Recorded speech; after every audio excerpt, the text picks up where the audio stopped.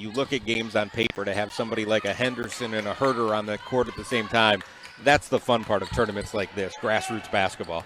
Well, it translates to the college level too, and when you go from grassroots basketball, there's certain players that just have a knack to score and have an ability and rise in those moments and take those challenges personally, and those are fun matchups to watch.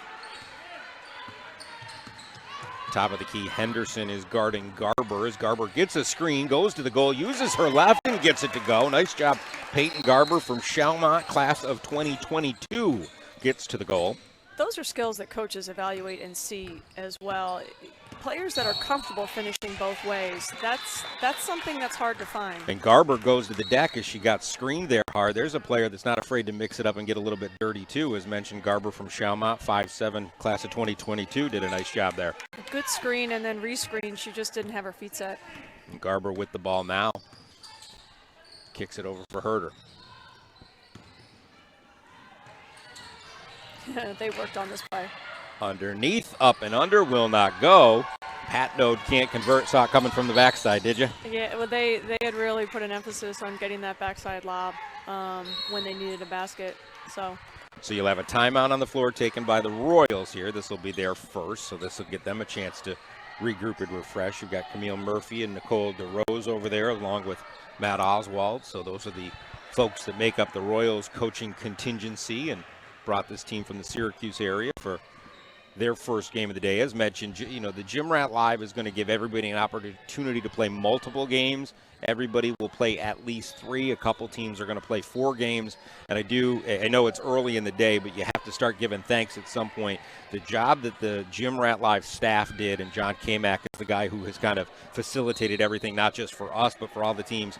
He had teams dropping out week before the tournament, and then we got updated schedules as of yesterday because 3 teams had to pull out of this tournament. There were a couple injury issues, there were a lot of COVID issues, and he still put together a basketball tournament, got everybody the games that they wanted to play and were supposed to play, and it's kind of remarkable that you can get it together in COVID world right now. Chris, this is a beautiful facility. This is a extremely well-run event, and with all the changes and things that can happen on the drop of a dime, this is one of the most organized and professional events I've been able to see. And in years past, we haven't been able to see it as college coaches. Well, this one hasn't existed, but it's during that period of time where we're not allowed out. The ever-popular dead period, as we like to call it. But this is what GymRatLive is. It's a chance for you to log on, stream these games, see kids, see names, see numbers, figure out who's out there, who's available, and who might be able to help your program. And it's fun to be able to be here to bring it to you. As Bridget Miller tried to go back to the basket, couldn't convert. Nice take by Miller at 6 foot from Pittsford-Menden in the Rochester area, but didn't get it to go. And a pass too high as Huerter tries to put it to the corner and just can't connect. And the other thing I'd like to add that for this kind of a professional event to happen on the girls' side, preluding the women's basketball and what we've seen from the NCAA tournament and from a lot of things that have happened this spring and this year, this is tremendous for this organization to put this emphasis for the girls as well as the boys next weekend. I just think it says a lot about the priorities of GymRat and everything that it stands for. Coleman with a backside rebound won't go. Miller sticks with it and goes up and in. Bridget Miller, 6 foot, class of 2022, number 43 right there. A true post player who does the dirty work, they say. Rebound for Henderson on the backside. She's not afraid to run it. Doesn't have the numbers. 1-on-4. Still goes. Won't go. Loose ball. City Rocks with it. About a minute and a half to go and a travel committed as the City Rocks looking to run out. Patnode gives it up. You saw last possession with the extra shot with the rebound putback. Some of those extra plays, some of those hustle plays, the City Rocks have really locked up and not given Royals opportunities. And for them to continue to climb back in this game, those are the types of baskets and extra hustle plays they're going to need. Forcing a turnover. Here we get a foul on Coleman, but those extra possessions are really important for them to cut this lead going into halftime. Chudy and Coleman come together as Coleman will pick up the personal foul, but nice to see right over, helps her up, gets her on her feet, and we're back to action with a minute 20 to go, and now City Rocks a 28-17 lead as we come up on halftime of game number 1. Jillian Huerter had an open 3, instead takes it, drives, kisses it off glass, and gets it to go. Nice decision by Huerter, who had the three if she wanted it, but took it to the rack. Well, it's a great down screen, and there was a little brush screen to start, little brush ball screen by Huerter, and then a strong down screen got her feet set for the three, and with the defense closing out, she did a nice lane to go finish an easy basket going left. Huerter's 5'11" from Shenendehowa High School, class of 2022, number 0 in white for the City Rocks. Jillian came to camp when she was about 10. I don't think she's done growing yet Yeah. either. I'm just going to put that out there. I don't know if you're familiar. It's a good take to the goal converted by Payton Garber of Schalmont, as she's had some quality time and some quality minutes here in this first half, as we've got 47 seconds to go here in the first half. But my final thought is, we could spend a lot of time talking about not only Jillian and Meg and the whole Huerter family, but that's a basketball clan right there. Those folks have given time, energy, effort, and a lot of years to the game of basketball, and it obviously started with Tom and Aaron. Well, and Aaron keeps score, too. Well, listen, somebody said something about one of the Huerters, Jillian, maybe it was Jillian, might be the most athletic one in the family. I said, I don't know, I might take Aaron in this. Like, Aaron might be my pick. It might be my lottery pick. Garber can't get it to go. Had it taken away from behind, but it was actually Bridget Miller who reached in, and it's a player right there that's given quality. Payton Garber's had some really nice minutes here in this first half, and I think sometimes as a game develops at this level, you look to see who's kind of jumped down at you, who's shined a little bit, who's giving you quality minutes. Garber's played pretty well here. Yeah, she's been a spark plug off the bench for them, and the other thing, having her play well allows Huerter to play off the ball. So she's been good for them. She's been tough and feisty. Those are good buzzwords. I think those are things you look for. Tough, feisty. Yeah. Fan of that. Mm-hmm. It's the little things and the extra things that go a real long way. Listen, I think you and I can spend a lot of time, and I could pick your brain about times you spend in places like this, the recruitment process, how you highlight kids. I think the whole thing is fascinating, because at the end of the day, you have such a small number of spots to fill on a team, and I don't care what division you're at, whether it's a full scholarship, partial scholarship, whatever it is. It's heavy contact. You got players all over the place right now. In D1, D2, D3. You've only got so many spots and places and kids to go around, and the recruitment game is just so competitive. I just think the whole thing is fascinating, and being here today to be able to see it is just a tremendous amount of fun for me. Well, it's not an exact science. Right. And that's what I think some people don't understand. One thing I've always done is trust my gut. And I think when you get a certain feeling about a player, and you see some certain special things that you like in them, especially as a head coach, it probably makes it easier for your assistants. I would never shy about the players that I really, really loved, and I would stalk them all summer long. Sometimes it worked out, sometimes it didn't. Well, and I think, too, it's, the analogy of baseball, right? There's an eye test, too. I think you as a coach or you as a coaching staff can look at a kid and be like, one of two things. Either they pass the eye test and this is why I like them, or I can see her playing for us because, and she does these things well that would fit for us. Final shot of the half, it'll be a heave for Henderson off the mark and no good. That'll take us to halftime with the City Rocks leading 36-17. So we'll take a break here on GymRatLive and be back for second half action after this.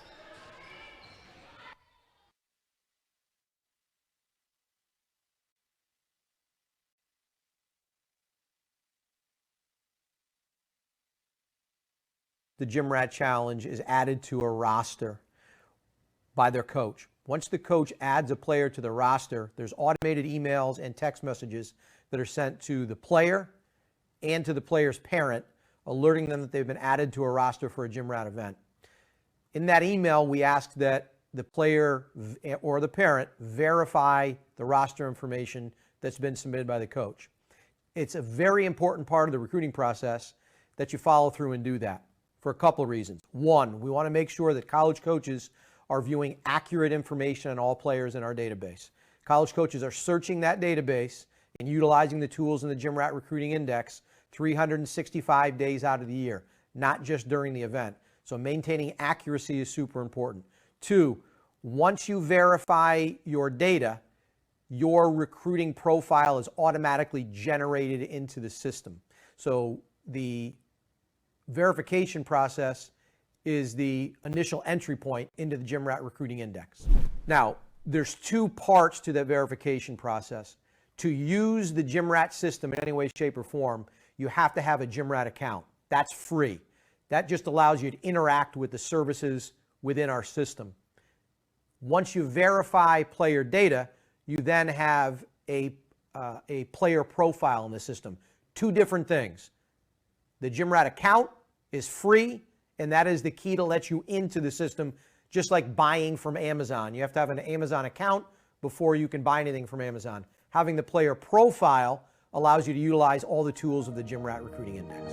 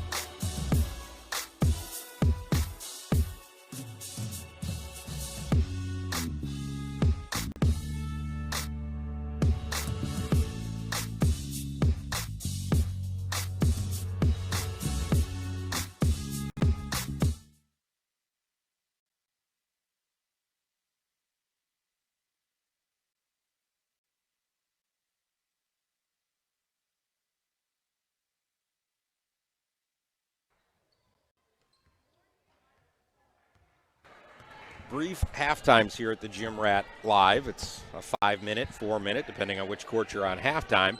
So this is game number one between the Albany City Rocks and the New York Royals from the Albany Capitol Center here in the capital of New York. Dead giveaway. You've got the City Rocks leading this game 36-17. Got off to a strong start. Point production-wise, just so you know, everything very unofficial here today. We've got T, our stats guy, doing all the heavy lift for us. Kaya Henderson of the Royals, number 11, the Ohio State commit, has 8 points. On the other side, Natasha Chudy has 8 points as well and a couple of rebounds as well. And Chudy got off to a hot start and then got some rebounds. She got off to a pretty impressive start, and I know you had a chance. We're talking to her mom before the game, also a high school basketball coach. Everybody runs in that same circle. Definitely. I would also, if I had to guess, Jillian Huerter has 3 to 4 assists. Chudy probably has around 7 rebounds at this point. Unofficially, you know, watching a lot of AAU basketball in my career, you kind of keep mental notes of those things as the game goes along. Great assistant coaches actually keep it. I'm not that smart, Chris. Well, math wasn't my strong point. I was a communications major. You can tell why I didn't do math. You and me both. Give me a microphone, let me talk, let me watch sports. Everybody knows their niche. I know my comfort zone. You know, I wanted to bring up a point you mentioned earlier about passing the eye test.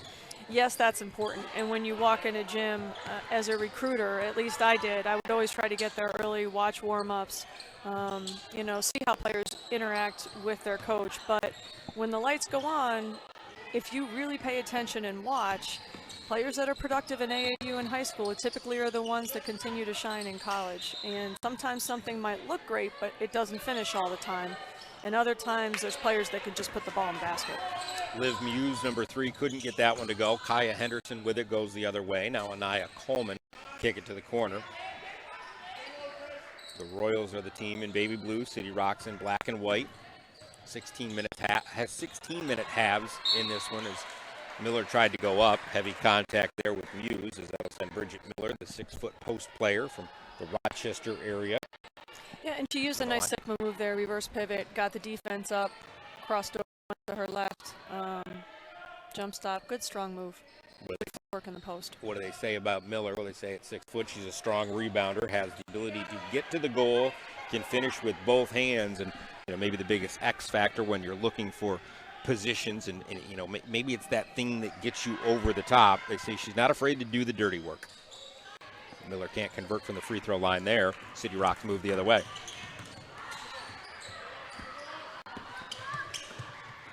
City Rocks is going to their 5-out offense. Their motion, they like to play at 5-out, pass, cut, and move. You will see them go back door at times if they're being overplayed, but just a free-flowing offense.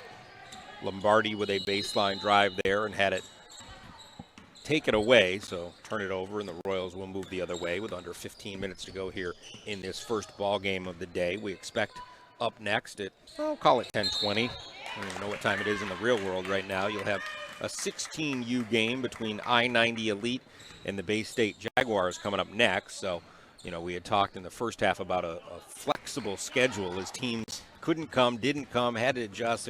There's a lot of moving pieces this week for the schedule, and the schedule is finalized. So if you're sticking with us and wondering what's up next, it'll be I-90 Elite and the Bay State Jaguars. The 16U version is our next game.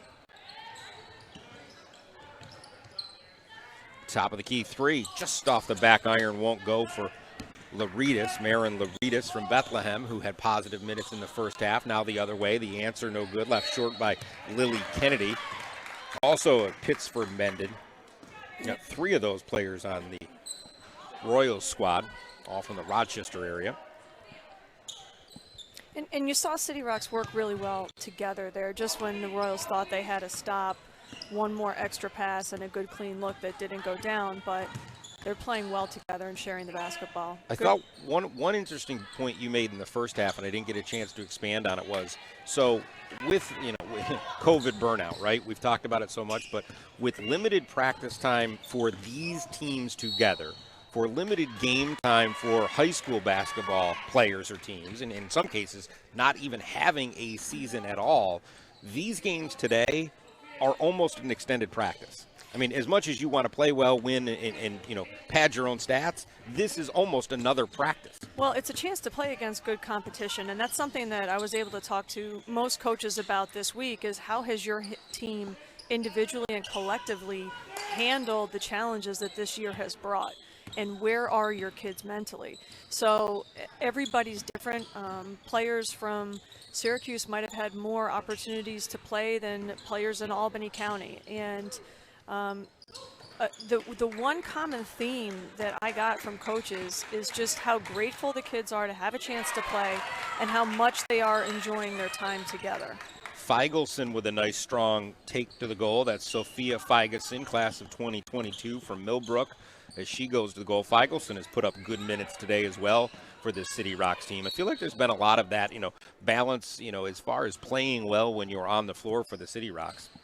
Great read there by Coleman off the ball screen. There was somewhat of a hedge from City Rocks, and she really rejected the ball screen and got to her right hand, drew the foul.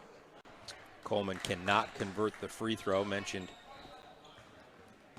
an all Greater Rochester player. They say she's a hustler, does a little bit of everything, gets to the goal, finishes in traffic.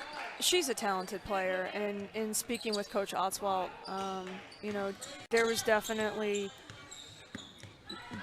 for her during the high school season, she probably didn't get as much court time and might be pressing a little bit, honestly, right now, but she's just got to relax and play her game. I think she's a player who's really going to develop, and by the end of July is going to have a lot of opportunities. At this point, recruitment's still open for her. East Tennessee State, Siena was in, North Dakota, Delaware, Chicago State. It's a little bit all over the map. She's one of 6 kids. Her parents are unbelievable people. Father is a minister, you know, and just a real old school, tough, salt of the earth, good person. Liv Muse can't get the shooter's role. Go ahead, Allie. Yeah, and her family has moved around a lot, so that's also why her recruitment is kind of all over the country. Great take. Nice charge taken right on cue. There's Coleman hitting the deck, and as you mentioned, 1 of 6. So listen, I'm bringing her in because my ticket sales are going to go up by, I mean, plus 12 in the family. My merchandise sales is going to go through the roof. I mean, you talk about big family and making your own mark. Well, Coleman is certainly doing a good job of that here today. She's only going to get better. She's got a great feel for the game. And I think part of that in recruiting is being able to project and find those players who are just in love with the game of basketball and just want to be great. Well, and that's the other thing, too. You know, and again, I feel like I could pick your brain about this not only through the whole day's broadcast, but, you know, when we're off camera as well. But, you know, the recruiting of a player who you see an upside in, or the recruiting of a player that I think in 2 or 3 years will be this player, that to me is just a fascinating, you know, prospect of how you do that. As Henderson cocks a deep 3 and misses it, City Rocks with the ball, but you've got to be able to see, you know, chess and checkers, right? You got to be able to see a couple moves ahead. You've got to be able to see a couple years down the road with some kids. Well, the goal in my mind, and I'm not saying that I have it all figured out, but was if your goal is just to get a scholarship, I'm probably not the right coach for you, because there's 4 more years after that, right? And how good do you want to be? And how much do you love the game of basketball? And how much are you willing to be coached? Because it is such an adjustment from high school to college. The speed of the game, the strength of the game, everything that goes into it. You've got to be willing to learn, and you have to fit the team's culture. Like, your culture, who you are as a human being, has to fit what that coach is looking for. Lily Kennedy knocks down the jumper there. On the other end, you had Lauren Patnode converting for the City Rocks on the last couple made baskets as they try to go inside to Chudy. Too tall is once again trying to feed the low post for Chudy, who got off to a strong start, but they can't convert. But that was, again, sorry to cut you off, that was a good read by Huerter. The roll happened, the hedge happened defensively. She made a pass with her left hand, didn't exactly deliver it, but you heard Huerter say, good try, right read. Unable to convert on the inside was Adrian Lamora from Indian River, who will go to the free throw line. We've seen Lamora a little bit today, haven't had a chance to highlight her. They say she's a gym rat, might be a little bit undersized at 6 foot, but someone scouted and said a matchup nightmare. Can be a true stretch, gets active, back to the basket.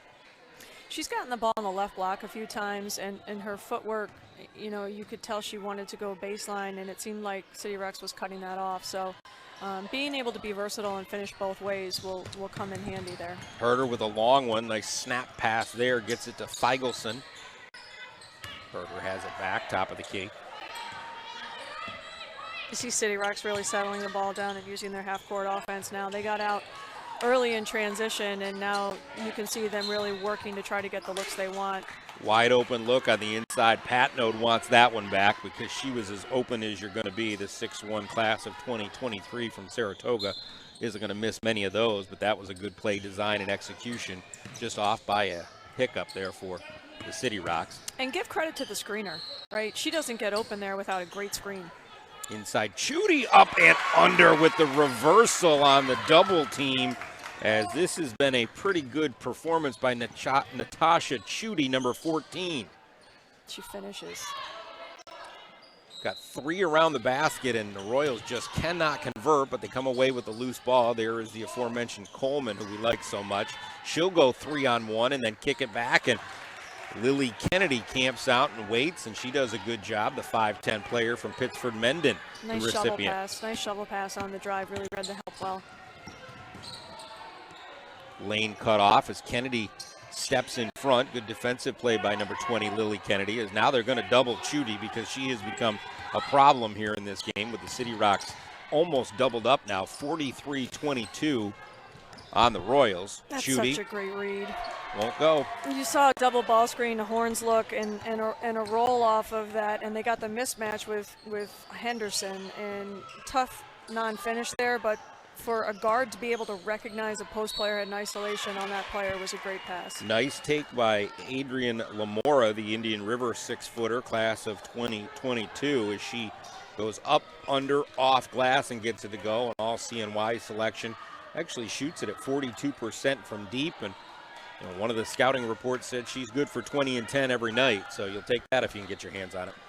And I think for the Royals right now, being down around 19, 18 points, whatever happens with this free throw, you have to start thinking about changing the pace of the game and maybe trying to speed City Rocks up, whether you press or trap or whatever you might be able to do. Now, the danger in that is that City Rocks, as we saw in the first half, passes the ball very well and gets the ball up in the open court for easy shots. So Jillian Huerter for a three as she knocks it down at the top of the key. Huerter has been all over the game and has had her fingerprints on it, but that three is really the first big shot of the day for Jillian Huerter, number 0.